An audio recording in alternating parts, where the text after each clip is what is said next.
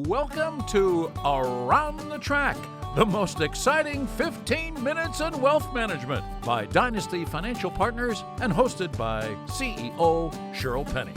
Hello, and welcome to another edition of Around the Track with me, Shirl Penney, the most exciting 15 minutes in wealth management. I'm excited today to be joined by a very good friend and longtime client, Lisa van Walleghem, who is the founder and CEO of MAXIMAI Investment Partners. Lisa, thank you so much for being here with us. Shirl, it's my pleasure. I'm very excited. And we're here obviously in St. Pete, and we're talking a little bit about the track theme, which is a play off my home in Saratoga Springs, which is a horse track, but we're going to be going to a different type of track when we go to the St. Pete Grand Prix to watch the IndyCar races today, which I'm super excited about the fact that you'll be able to join us for. Happy to be here. This is an exciting time, and happy to be with you and the team and the Dynasty team. Awesome. Good. So let's jump in. You know the rules. We have 8 questions representing each furlong as we make our way around the track together. So how you break from the gate matters. So here's the first question. Okay. Tell us a little bit about yourself and your firm, when you started it, why you started it, and maybe where you're headed. Okay.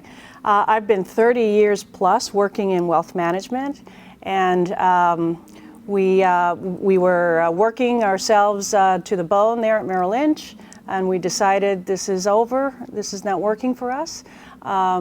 We couldn't do a lot of the things that we wanted to do for our clients.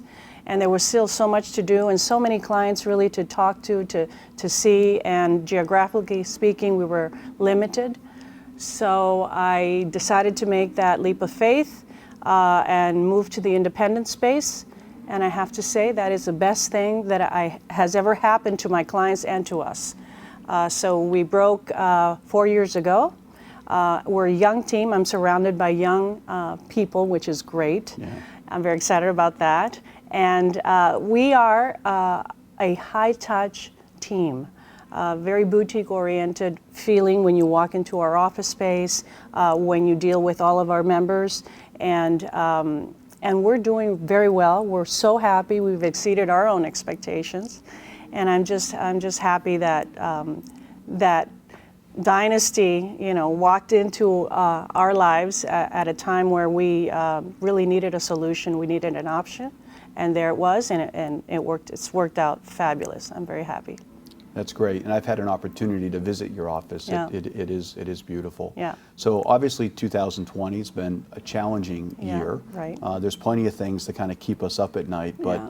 sticking on kind of that positive answer that you just gave us, Yeah. what are some things that really have you getting out of bed, in the morning that you're just so excited to run towards?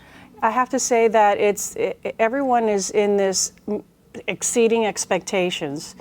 They've been, this has been a very difficult year, and what we're hearing from our clients is that there's a lot of discontent out there between them and other advisors or their experiences at other firms, because there's a lot of confusion.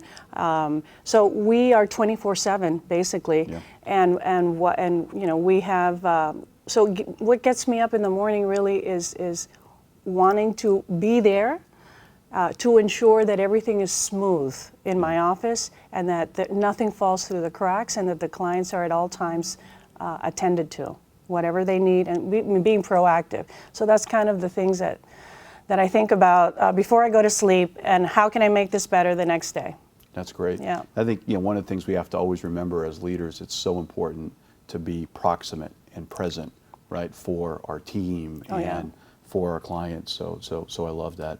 What would you say are the top 2 or 3 characteristics that really describe you as an entrepreneur or as a leader? I would say that the first thing that comes to my mind is that I'm very strong and resourceful. I always try and find a solution. I want to make sure that things not only work to your expectation, but exceed your expectation, right? So I would say that confidence is something that it's been part of me always, and it's in our team culture. Everyone's very confident, everybody's very resourceful.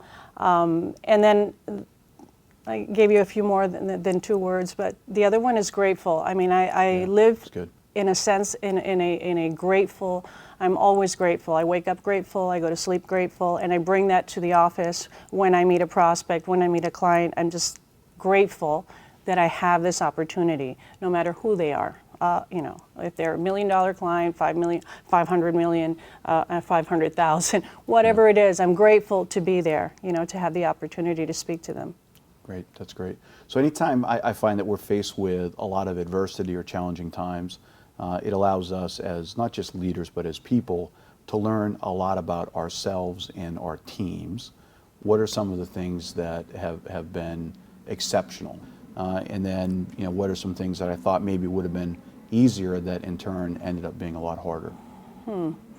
Well, what I found is that having an association with a firm like Dynasty, and it's not because I'm talking to you, Shirl, but it's really been a blessing, because during times like these, when you need to speak to someone else that is that can help you carry the weight of managing a firm during these challenging times, and you can reach out to my partners, which I do all the time. Yeah, that's one of the things we hear, and I appreciate the comment that a lot of, I find, top advisors such as yourself want to be independent but not alone, right? That community aspect is still really important. So I'm glad that you mentioned that, and thank you for the comment.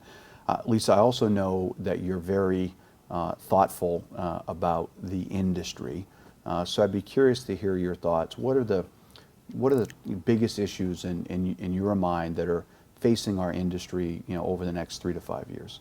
Okay. Well, there's a lot that we're hearing now about the lack of minorities and the lack of women in this business, and I, as a woman, can tell you that it is a lonely spot to be. As a quick follow-on, because I'd love your perspective, what would you say to somebody who is a woman in another profession looking to change into wealth management? Yeah, first of all, I would tell anyone, that, especially women, that want to make a move or are interested in making a move, is to go ahead and take the first step. What's the first step? Well, if they're on LinkedIn, the first step would be to reach out to CEOs or advisors that are in this world already, and send a message. You know, this is who I am. This is what I do. I'm thinking of making a change, and start reaching out to people. That's number one.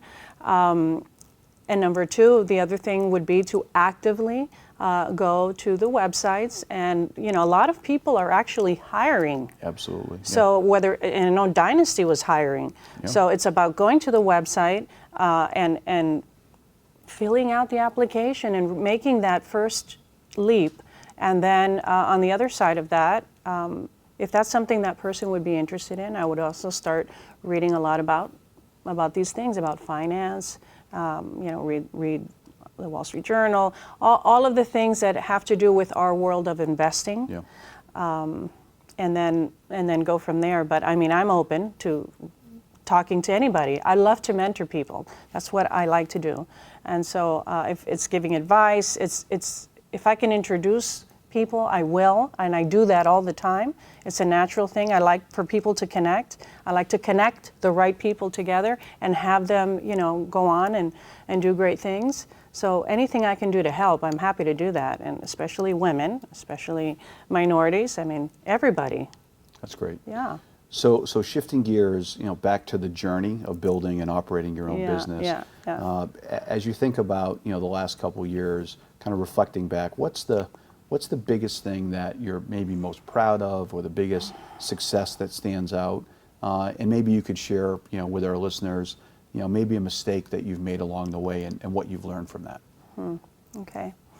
Well, the biggest success period in my career is MAXIMAI, and that's something that I have to say, because I wake up every day grateful and just happy, very happy that I've accomplished this MAXIMAI. So there's a lot of blood, sweat, and tears in that, and that's a daily thing. and that's what, like, again, gets me up in the morning and ready to work. I would have to say, in the last 4 years, it's about the clients that I really wanted to come to me, came to me. And it sometimes, I expected it to happen sooner, and it happened later. But when it happened, it was such a sense of accomplishment. Things that haven't worked out really haven't been many, so I'm very blessed about that. Perhaps I would say that maybe I can't think of anything that hasn't really worked out in the last 4 years. Everything has kind of, little challenges here and there, but nothing, Shirl, that I can say that, it's been a setback, a real setback. So I have nothing to share there. All right. Well, we're turning down the stretch now. Two questions left. Okay. You were just talking, and I could see it. The passion as you talk about your business and you talk about your clients in particular. Yeah. So let me ask you this: when you're not around, what is it that you hope that your clients are saying about you and your firm? Okay, for sure, the most important thing for me is for them to say something like, I trust Lisa. Like, Lisa is my consigliere. If I have any financial decisions that I need to make, I'm going to run through that with Lisa and the team, and then I'm going to do it. Because what I want them to, they're like my family, and they know that. Our philosophy at MAXIMAI is family first. And so we focus on that, and that's really what I want from my clients, for them to be totally relaxed with their financial investments and for them to know that we are on top of that. So I trust would be the best thing that they could say. Yeah, that's awesome. Yeah. Very well said. So last question, and this is really the forward-looking one. So. Every year there are horses and there are teams that are gearing up for that Kentucky Derby, that big prize, that target. As you think, it doesn't have to necessarily be the next year, but you think forward for MAXIMAI. What's the big goal that you're running towards? Wow. Okay. That's an exciting question. I would have to say that I want my brand, MAXIMAI, to be a well-known brand around our circle of investments. So I would say that I want to win that game. That's the race I want to win. I want to attract also. Not only is attracting the right client, but it's attracting the right talent to help me get to where I want to be. To help grow the firm so that we can do what we do even better. So attract advisors, attract that potential partner that will help share the weight and get me to that next level. So all those things: brand awareness, growth, attract. That's what I want to do. Well, I always want to win, Shirl. Absolutely. I always want to win. And if I could place a bet, which in our partnership is we're betting on each other. But if I could place a bet on you. I'm going all in because you're gonna win. I have very little doubt that you're going to do what you just said. So thank you so much for being here, and thank you as well for joining us for another edition of Around the Track.